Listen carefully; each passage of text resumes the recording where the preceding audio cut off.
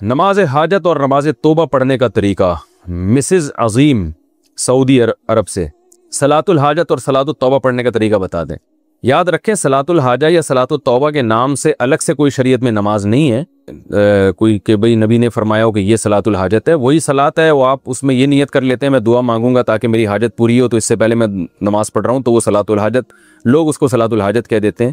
اور توبہ میں بھی یہی ہے کہ 2 رکعت پڑھ کے اللہ سے گناہوں کی معافی مانگی جائے، تو یہی نماز ہے جو 2 رکعتیں ہم عام طریقے سے پڑھتے ہیں، یہ کوئی الگ سے نمازیں نہیں ہیں۔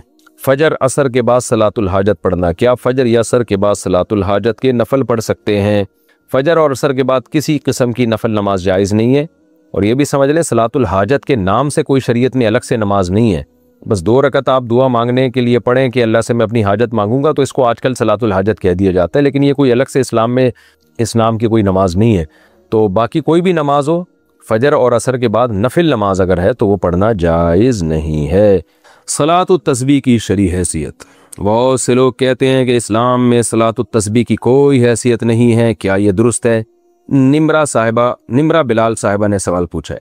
دیکھیں صلاۃ التسبیح کے بارے میں جتنی احادیث ہیں کوئی ایک بھی صحیح حدیث نہیں ہے، پہلی بات تو یہ۔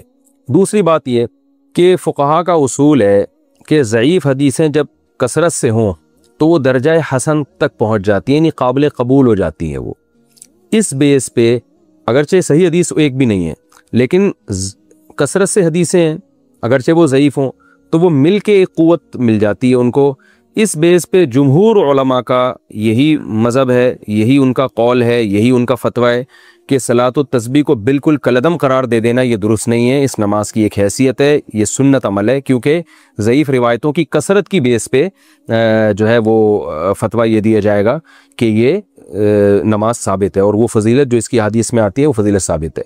لیکن بعض علماء کا موقف یہ ہے کہ، اور میرا بھی رجحان انہی بعض علماء ہی کی طرف ہے، میں کوئی بہت بڑا عالم مفتی نہیں ہوں لیکن ایک ٹوٹا پھوٹا سا رجحان اس طرف ہے میرا، وہ ابن تیمیہ رحمہ اللہ تعالیٰ نے جو بات کی ہے بڑی زبردست کی ہے، اور یہی بات ہمارے شیخ حضرت مفتی رشید احمد صاحب رحمہ اللہ بھی فرمایا کرتے تھے۔ حضرت نے تو ابن تیمیہ کی بات نقل نہیں کی، حضرت کی اپنی ذاتی رائے تھی مفتی رشید احمد صاحب کی جو مفتی اعظم تھے، اور حضرت مفتی تقی عثمانی صاحب، حضرت مفتی رفیع عثمانی صاحب دامت برکاتہم العالیہ کے استاذ رہے ہیں 8 سال، بڑے علم مشہور تھے۔ ان کا بھی رجحان اس طرف تھا کہ وہ بھی صلاۃ التسبیح کو نہیں مانتے تھے۔ اس کی وجہ یہ تھی کہ وہ یہ کہتے تھے کہ ٹھیک ہے درجہ حسن تک روایتیں پہنچ رہی ہیں، مگر ان روایتوں سے جو نماز ثابت ہو رہی ہے نا وہ ان مشہور متواتر روایتوں کے بالکل اپوزٹ ہے، یعنی ان کے خلاف ہے۔ امام ابو حنیفہ رحمہ اللہ تعالیٰ کا اور فقہ حنفی کا جو اصول ہے خاص طور پر مسائل کے استنباط کا، وہ یہ ہے کہ جو اگر کوئی متواتر یا قطعی چیز ہمارے سامنے آ جائے احادیث سے، اس کے مقابلے میں اگر صحیح حدیث بھی اس کے خلاف ہوگی تو اس قوی کو ترجیح دی جائے گی۔ جیسے قرآن ایک متواتر ہے، اب قرآن سے اگر کوئی حکم ثابت ہو رہا ہے تو اگر حدیث صحیح حدیث سے بھی یعنی حدیث اگر صحیح بھی ہو اور اس کے خلاف چلی جائے گی تو احناف پھر قرآن کو لیتے ہیں، حدیث کو اس میں تعویل کر لیتے ہیں کیونکہ قرآن قطعی ہے۔ تو اسی طرح بعض روایتیں کثرت سے ہوتی ہیں جن سے ایک حکم ثابت ہو رہا ہوتا ہے، ان کے اپوزٹ اگر ایک کوئی صحیح روایت بھی ہوتی ہے تو اس کو احناف اکثر رد کر دیتے ہیں یا اس میں تعویل کر لیتے ہیں کہ بھئی جو متواتر روایتوں سے جو چیز ثابت ہو رہی ہے وہ اس کے بالکل اگینسٹ ہے۔ تو صلاۃ التسبیح میں بڑا اشکال یہ ہوتا ہے کہ اس نماز کی جو کیفیت ہے اس میں بعض دفعہ ایسا عمل ہوتا ہے جس سے سجدہ سہو لازم آ رہا ہوتا ہے، یعنی عام نمازوں مثال کے طور پر آپ جب یعنی سورہ فاتحہ کے بعد جب سورت شروع کرتے ہیں اور سورت ختم کرتے ہیں تو رکوع میں تاخیر سے جو صحیح حدیث سے ہمیں پتہ چلتا ہے، جو نبی کا معمول رہا ہے، وہ یہ کہ سورت ختم کرتے ہی آپ نے رکوع کیا ہے۔ تو اسی وجہ سے فقہا نے کہا ہے کہ اگر سورت ختم کرنے کے بعد آپ رکوع میں تاخیر کریں گے تو سجدہ سہو لازم ہو جائے گا۔ یہ کثیر صحیح حدیث سے یہ اصول نکالا ہے فقہا نے، جبکہ صلاۃ التسبیح اس کے اپوزٹ ہے۔ اس میں کیا آتا ہے کہ آپ تلاوت ختم کرنے کے بعد تسبیحات پڑھنا شروع کر دیتے ہیں، رکوع میں تاخیر لازم آ رہی ہوتی ہے۔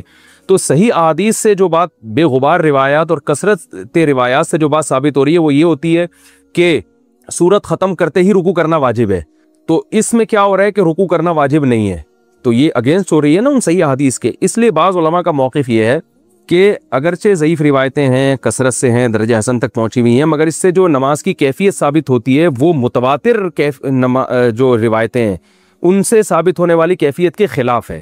تو جو قوی ترین چیز ہے اس کو لیا جائے اور اس کے جو اپوزٹ اس کے جا رہی ہے اس کو ترک کر دیا جائے. اس بیس پر مفتی رشید احمد صاحب رحمہ اللہ تعالیٰ کی رائے تھی. حالانکہ انہوں نے کئی سال صلاۃ التسبیح پابندی سے پڑھی ہے، مگر جب ان کا رجحان اس طرف ہوا، یہ تحقیق کی طرف ان کا دماغ گیا، تو انہوں نے صلاۃ التسبیح چھوڑ دی. مگر منع نہیں کرتے تھے دوسروں کو، اس لیے کہ جمہور بہرحال اس کے قائل ہیں. تو میں بھی کسی کو منع نہیں کرتا، جو ہے وہ جمہور اس کے قائل ہیں، اور فقہ حنفی میں بھی فتویٰ اسی پر ہے کہ صلاۃ التسبیح پڑھنی چاہیے. تو لیکن بعض علماء بہرحال اس طرف گئے. اور پھر میں نے بعد میں علامہ ابن تیمیہ رحمہ اللہ تعالیٰ کی تحقیق پڑھی، انہوں نے بھی یہ بات لکھی ہے کہ لم یثبت مثلہ بمثلہ، کہ جس قسم کی نماز ان روایتوں سے ثابت ہو رہی ہے صلاۃ التسبیح والی، تو اس جیسی نماز جو صحیح روایتوں کے بالکل اگینسٹ جا رہی ہے، اس کے لیے بہت مضبوط دلیل ہونی چاہیے. تو یعنی اتنی کمزور دلیل سے وہ ثابت اس کو نہیں کیا جا سکتا، کیونکہ یہ صحیح روایتوں کے اگینسٹ جا رہی ہے. یعنی جو مفتی رشید احمد صاحب کہا کرتے تھے، تو ابن تیمیہ رحمہ اللہ کی رائے بھی میں نے دیکھی کہ وہ بھی بالکل اس کے مطابق ہے. لیکن بہرحال جمہور اس کے قائل ہیں. علامہ ناصر الدین البانی رحمہ اللہ تعالیٰ وہ صلاۃ التسبیح کے قائل ہیں، اور انہوں نے اس مسئلے میں عبداللہ ابن مبارک رحمہ اللہ کی تقلید کی ہے، اور بالکل واضح لفظوں میں تقلید کی ہے. ان کی تحقیق جو میں نے پڑھی تو انہوں نے بتایا کہ اگرچہ ضعیف روایتیں، لیکن عبداللہ ابن مبارک رحمہ اللہ تعالیٰ جیسا محدث، وہ کہتے ہیں جب وہ پڑھا کرتے تھے تو پھر ہم اس کو سنتی سمجھتے ہیں. تو یعنی کیونکہ عبداللہ ابن مبارک بہت بڑے محدث تھے، فقیہ بھی تھے، تو انہوں نے کہا کہ عبداللہ ابن مبارک نے چونکہ اس نماز کو افضل سنت قرار دیا اور ثابت قرار دیا ہے، تو اتنے بڑے محدث کی رائے کو میں فالو کر رہا ہوں.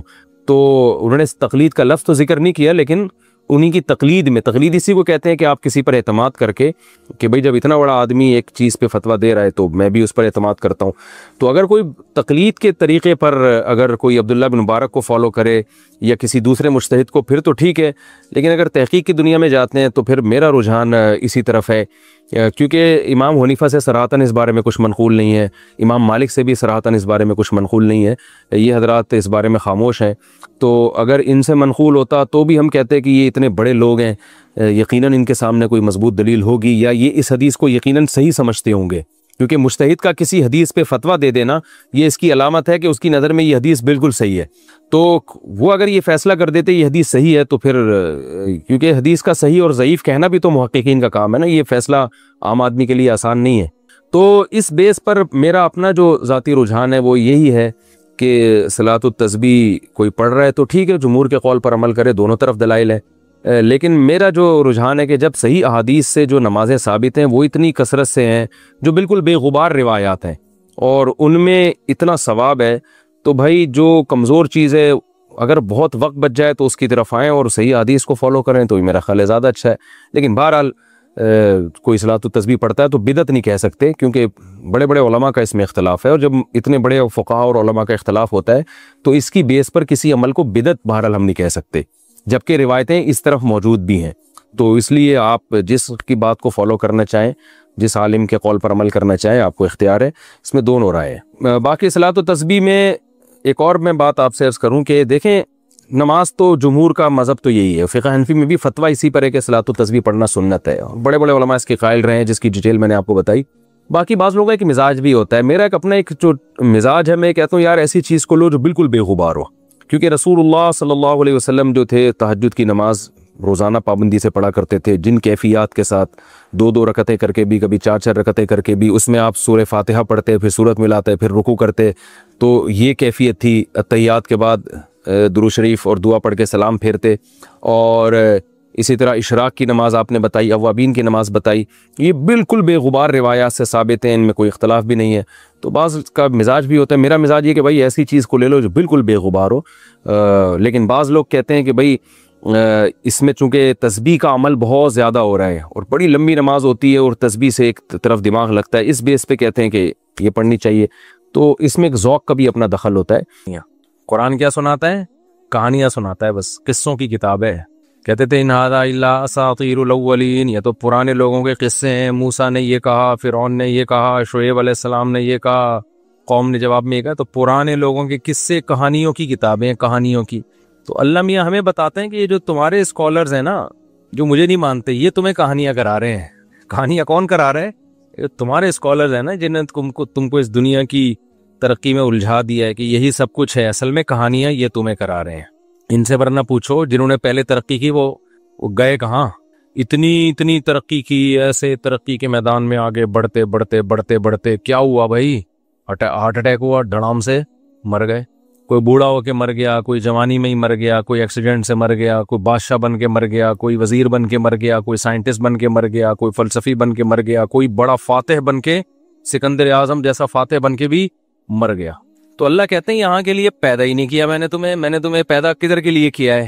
ادھر کے لیے کیا ہے، تو اس جگہ کو سامنے رکھ کر زندگی گزارو گے تو پھر تو ٹھیک ہے۔ اس بات کو ہم کیا کہتے ہیں؟ اللہ کہانیاں سنا رہے ہیں۔ اللہ کیا کر رہا ہے؟ کہانیاں سنا رہا ہے۔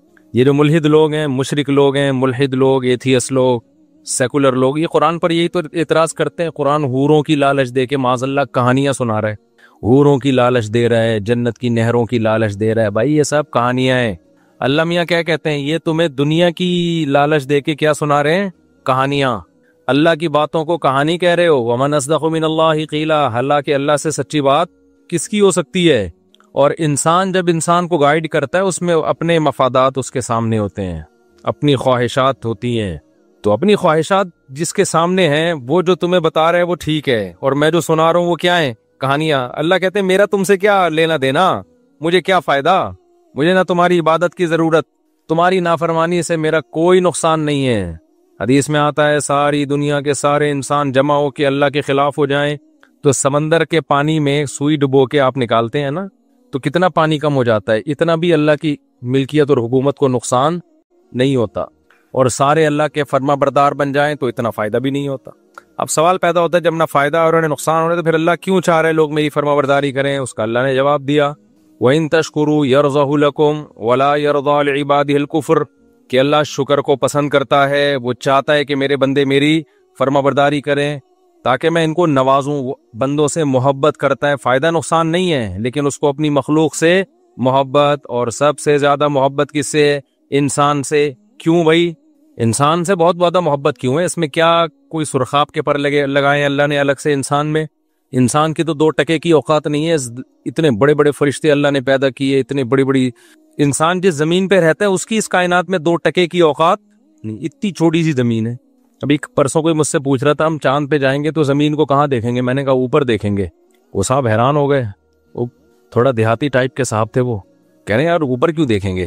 تو اچھا مجھے اس طرح کے سوالات میں بڑا مزہ آتا ہے جب مجھ سے کوئی پوچھے نا، میں بھی بچپن میں بہت پوچھتا تھا اس طرح کے سوالات کہ چاند زمین سے بڑا ہے کہ چھوٹا ہے، سورج کتنا بڑا ہے، یہ مجھے بہت دلچسپی تھی ان چیزوں میں۔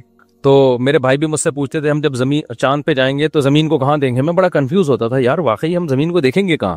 تو کسی دیہاتی نے مجھ سے یہ سوال پوچھ لیا، دیہاتی تھے تو وہ شہری لیکن اسٹائل یعنی مزاج دیہات گاؤں والا۔ تو میں نے کہا بتاؤ جب ہم چاند پہ جائیں گے زمین کو اوپر دیکھیں گے نیچے؟ انہوں نے کہا بھائی نیچے دیکھیں گے، ہم اوپر گئے ہوئے ہوں گے نا تو نہیں۔ میں نے کہا نیچے دیکھیں گے تو نیچے اپنے پاؤں ہوں گے۔ جب ہم چاند پہ جا کے زمین کو دیکھیں گے تو نیچے چاند پہ بھی تو کھڑے ہی ہوں گے نا، تو نیچے کیا آسمان ہوگا؟ اگر یہ نیچے زمین ہوگی تو سر ہمارا کہاں ہوگا پھر؟ تو بیچارہ گھومتا ہی رہا وہ۔ میں نے کہا نیچے اترا چاند سے، زمین پہ ہی ٹھیک ہے، آپ زمین پہ ہی کیا